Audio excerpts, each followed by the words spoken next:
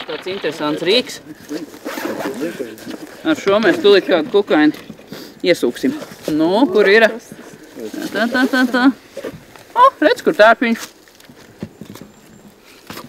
Tārpiņš ieskrēja šeit. Un kā man kolēģi pareizi paskaidroja, tas nav viss tārpiņš, bet kāpurs. Kā jums patīk šis? Caur palienām uz stikli jāskatās.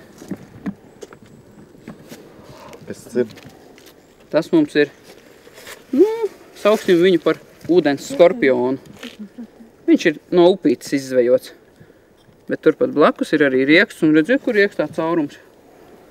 Nu, tur bija tas mazais kāpuriņš. Lūk, atbilst izmēram. Mūsu kolēģi ne visi pazīst pat lietas, ko viņi sargā. Un šis projekts palīdzēja ļoti daudziem iziet dabā kopā ar ekspertiem, kas viņiem parādīja, lūk, tas ir tas, tā var pazīt to, var pazīt šo.